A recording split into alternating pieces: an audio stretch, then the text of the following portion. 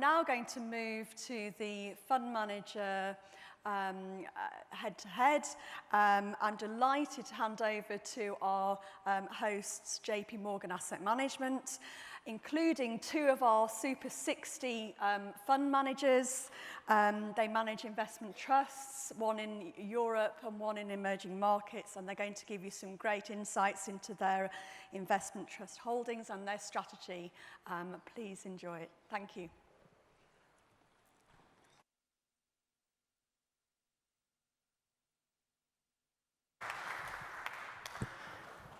Good evening, ladies and gentlemen. Some of you are still with us. That's great.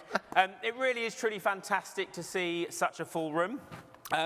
The attention span of an adult has been quoted being 30 to 40 minutes before the invention of a smartphone. Does anyone know what it is now?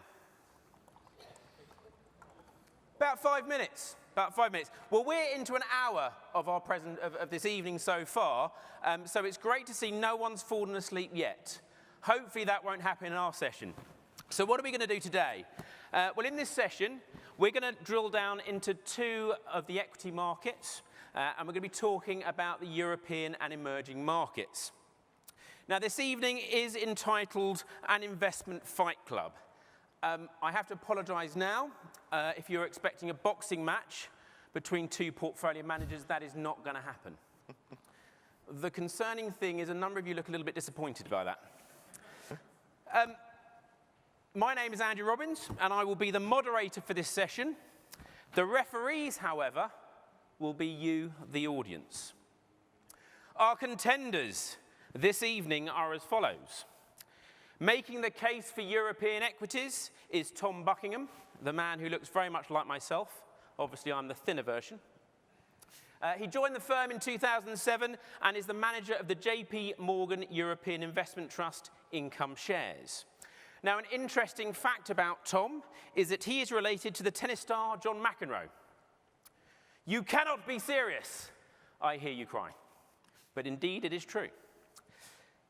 We have another Richard this evening, so sorry to confuse you, the third Richard presenting this evening, Richard Titherington, who will be making the case for emerging markets. Richard joined JP Morgan in 1986 and has been head of the emerging markets equities team since 2001. And this team manages the JP Morgan Emerging Markets Investment Trust. And an interesting fact about Richard is that he has climbed Mount Kilimanjaro, which is one hell of an accomplishment, but can he this evening conquer you, the audience? Both the JP Morgan European Investment Trust Income Shares and the JP Morgan Emerging Markets Investment Trust feature in the Interactive Investor Super 60. And it will be up to you, the audience, to decide who makes the most convincing argument for their respective equity market. So let's begin.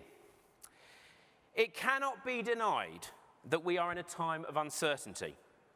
We have to contend with escalating concerns over the maturity of the economic cycle in the US, the potential ramifications of trade wars, rising interest rates, and the delightful B word, and by that I mean Brexit. Even some of the greatest minds cannot make sense of what is happening in the world.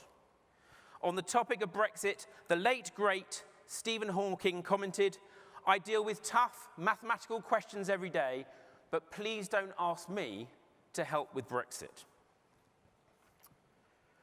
Last week, we saw Donald Trump leave his talks with Kim Jong-un with no deal agreed regarding denuclearization. In September, President Trump joked that he and the North Korean leader had gotten along so well that they fell in love. Ah. Well, perhaps the two leaders now need some couples counseling. Some may ask, has the world gone mad? As I say, in this session, we're going to focus on two equity markets which are at the center of a lot of this political noise and ask whether they still offer an attractive investment opportunity. In order to gauge how well these two portfolio managers make the case for their respective markets, we will ask you, the audience, to act as the referees, as I've mentioned. To enable you to do which, we want to ask you a question. Before they begin making their cases, and then ask the same question at the end of the session to see who has gained the most support. Nothing like a bit of competitive spirit. So we would like to know, very simply, what your current views are regarding the two equity markets we are covering in this session. So you'll see the question there. Which option below describes how you feel about the European equities and emerging market equities markets?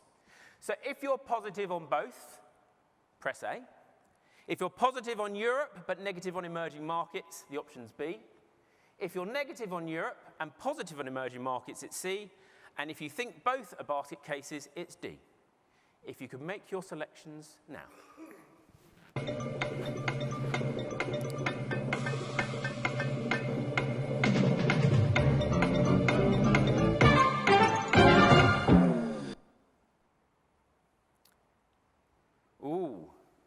Ooh, Tom, it's not looking good for you, is it? Well, it's nice to see that you're positive generally about emerging markets. Tom, I think you've got a bit of work to do. But before we move on, I will write down these scores because your compensation, both you understand, is determined by what these scores change to. I'm not sure you're aware of that. So, let the battle begin, and let's start with Europe.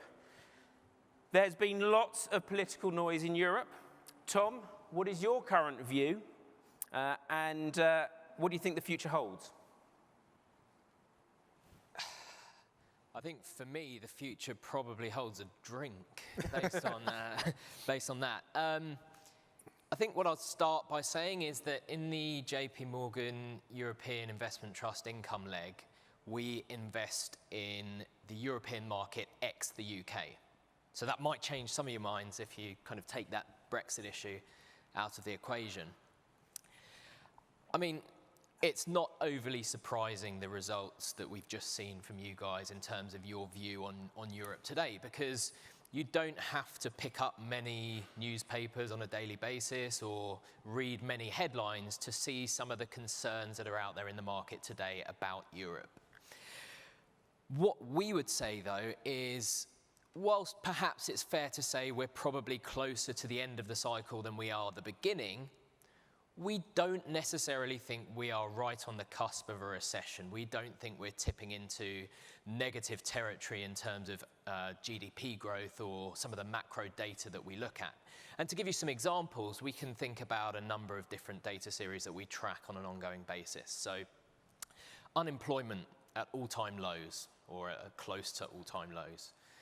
Wage growth starting to manifest itself in the system, positive signs. Availability of credit, whether you look at the availability of credit to individuals or to small and medium-sized businesses, the trend is improving. And all of this is continuing to drive positive GDP growth across Europe. So we're still seeing growth. We're still positive that that can continue certainly into the short and medium term. Now, the way that we invest is very much bottom-up focused. So we need to be sure that not only are there positive signs from a macro perspective, but also that those positives are coming through at the corporate level as well. We need to be able to find companies where we have a positive fundamental view that we can invest in, that we think can help to generate returns for you.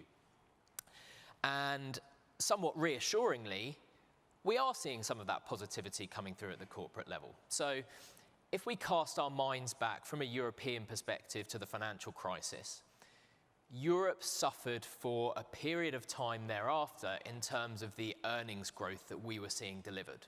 And that is to say that for a number of years, earnings growth was non-existent in good years and negative in bad years.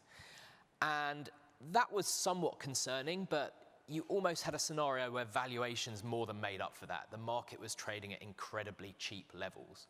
So you didn't necessarily need earnings growth to see a re-rating in valuations once people became a bit more comfortable with the investing environment post the financial crisis. Where we are today looks much more reassuring from an earnings growth perspective. 2017 saw 14% year-on-year earnings growth in Europe. 2018 saw 8%. And if you look at forecasts for this year, we're at a similar level, 8 or 9% earnings growth expected across Europe. Now, in an environment where we are today, if we look at valuations, actually valuations have started to look relatively attractive again, particularly if you believe that earnings growth will continue to come through, as we do believe in Europe. So from an income perspective, from a dividend yield point of view, we see a yield on the Europe ex-UK market today of 3.7%. That's about a 25% yield premium versus the long-run average in the Europe ex-UK market. So actually a really attractive entry point if you believe that there is continued earnings growth in Europe. And actually in the investment trust that we manage, we're delivering a yield premium on top of that of a further 20%, so paying a yield of about 4.5%. So if you believe the macro data remains positive and you believe earnings growth is coming through, we think that's a pretty attractive entry point. But you talk about macro data, but not all of it is looking good. The Purchasing Managers' Indices, a measure of corporate confidence, are falling. How do you explain that? Yeah, it's a very good point, and we track PMI data very closely. And if we think back to last year, PMI's got incredibly high, incredibly positive. We reached the levels of around 59 on the PMI index.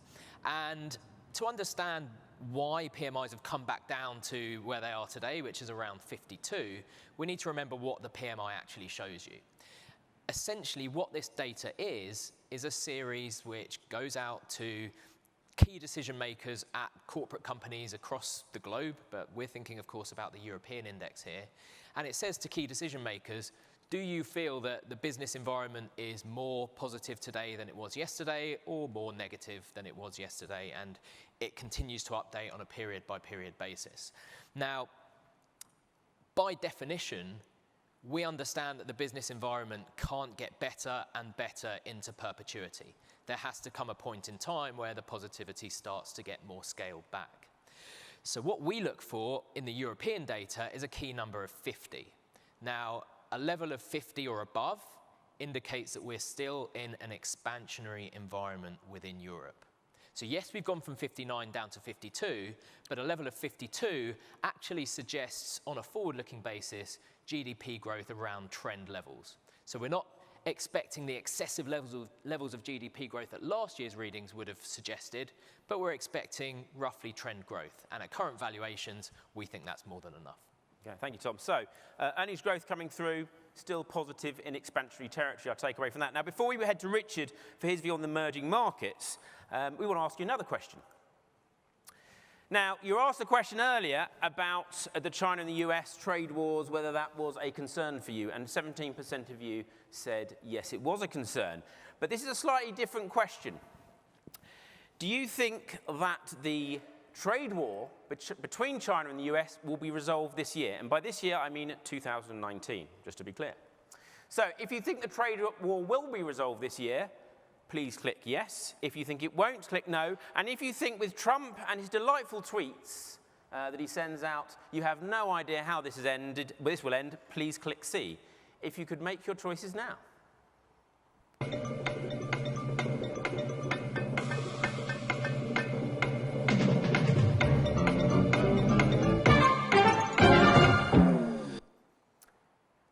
And the score, a fairly positive. You have some support in the audience, Richard. So they think that the trade war between China and the US will be solved. And you've got 57% prefer you to Tom. I don't think it's personal. I think it's more of the asset class. Well, now, Andy, I actually know the reason for this, because when I look around the room, I can see an awful lot of our shareholders here. So I know why they're on my side.